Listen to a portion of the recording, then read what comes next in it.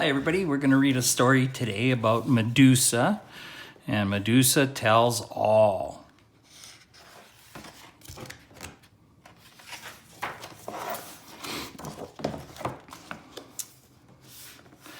So Medusa is one of the most terrifying monsters of Greek mythology, but she wasn't always that. Known for her beauty, particularly her flowing hair, Medusa once served in the temple of the goddess Athena. Unfortunately, Medusa cared only about her own beauty. She was boastful and proud, and even claiming she was more beautiful than Athena. One day, Poseidon, god of the sea, saw Medusa in the temple and wanted her for his own. When Athena found out Medusa was in Poseidon's arms, she cursed her. Now a monster, Medusa fled to the edge of the earth, where she joined her Gorgon sisters and spent her days getting revenge on humankind. Medusa's ugliness was more powerful than her beauty, capable of turning anyone who met her gaze to stone. Only Perseus, the half-god, half-man son of Zeus, was able to outwit her. That's the classical version of the story, but how would Medusa tell it? I am Medusa. You've seen my face before. I'm supposed to be one of the scariest in the world. But let me tell you, it's not my fault. I'm scary. It's all Athena's fault. Everybody loves Athena. She's got the biggest, most beautiful, most famous temple in the world dedicated to her, the Parthenon in the city of Athens. But Athena is a big bully. Want proof? Here's the real story.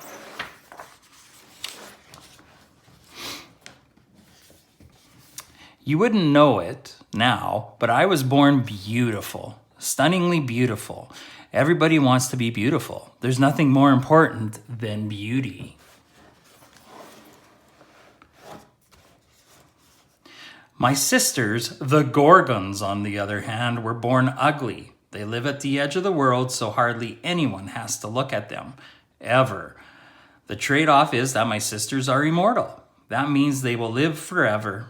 Not me, I'm mortal, the opposite of immortal, but I'd rather be beautiful than live forever.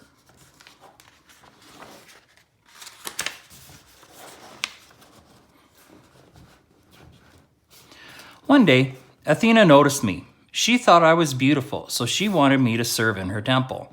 Me, what an honor. I felt like the luckiest girl in the world. I had never been so wrong.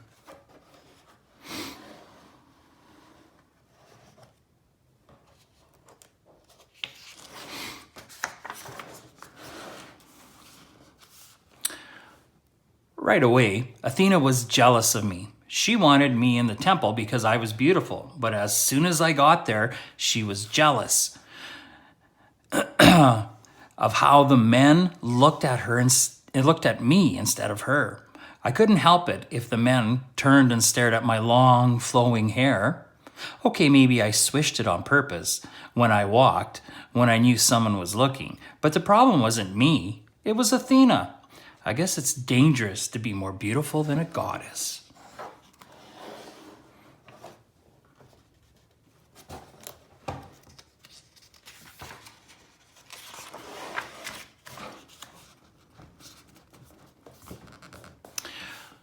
One day, Poseidon came into the temple. You can't miss it when Poseidon, the god of the sea, arrives. He rolls in with great curling waves and the rush of high tide. And if you aren't careful, he'll knock you right off your feet. Poseidon and Athena aren't the best of friends. Actually, they hate each other. Ages ago, they competed to rule over Athens, and Athena won.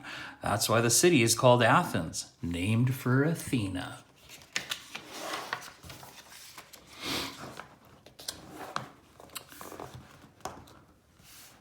And who might you be? Poseidon asked me with a crash of waves. Medusa, I said. I am Medusa. Medusa, is it? Poseidon smiled. A smile like the ocean full of sandy beaches and polished sea glass. I liked his smile. I liked him. Athena, my dear, Poseidon bellowed. Why have you kept the most beautiful girl in the world hidden from me in your temple all this time?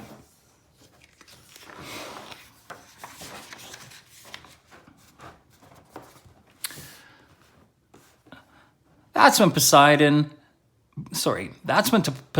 tide knocked me off my feet. I really didn't mind at first, but then I couldn't get up. I got nervous. Waves of Poseidon's laughter slammed against the walls of the temple. Athena, I cried out, help me! But Athena glared at me, turned on her heel, and disappeared. I was alone with Poseidon. The force of the seawater was strong, too strong, and I could not get up, no matter how hard I tried. I felt as if I were drowning.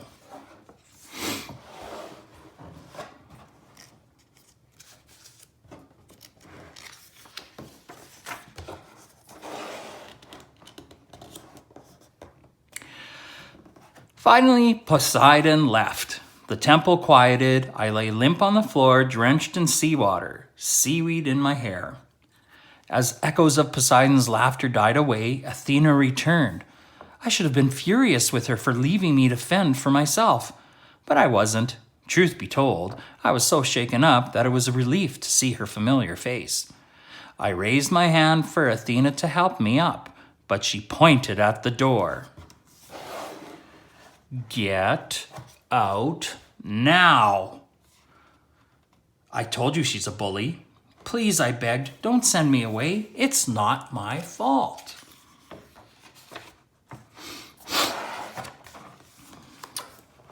Curses, Athena screamed. Curses upon your beauty, Medusa. Her curse words swirled around me. I felt my skin stretching, my hair getting heavy and moving. My beautiful hair became writhing, poisonous snakes. They hissed and slithered on my shoulders. No, I screamed. I fell at Athena's feet. No, please. Begone, she commanded. And so I went, with only my snakes as companions.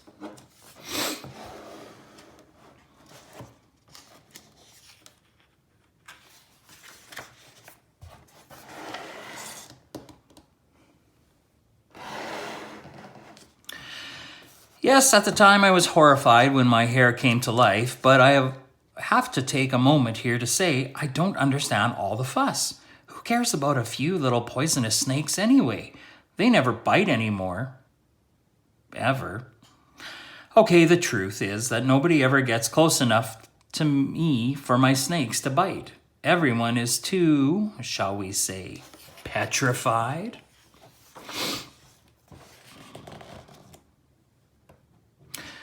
Back to my story.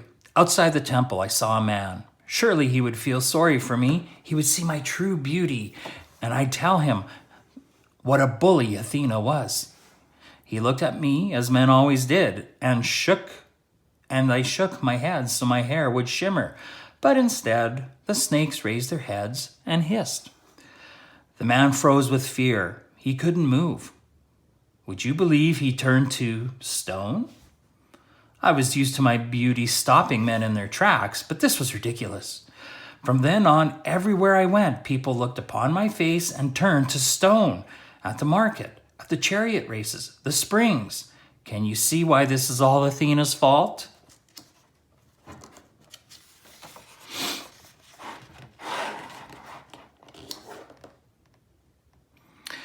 Sometime later, a hero came to town. His name was Perseus. He was half god and half man. His job was to take something from me, my head. And who do you think was helping him? Athena, of course.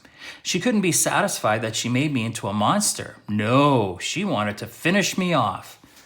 Athena had given Perseus her shield. It was as shiny as a mirror, so he could see me without looking directly at me.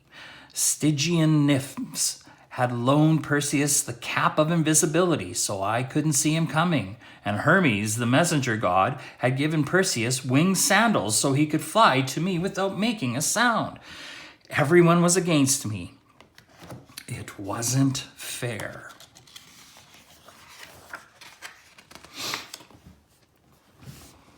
Well, anyway, Perseus held up Athena's shield, and the last thing I saw was a sword swinging toward my neck.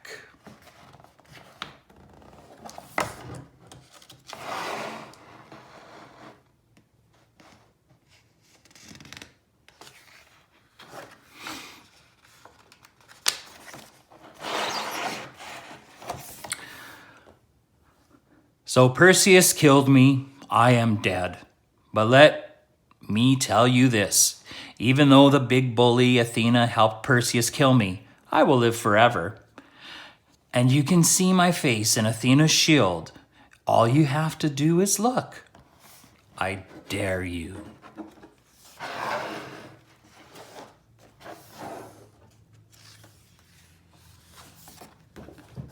The end. So I hope you enjoyed this nice telling tale about Medusa and her squabble with Athena.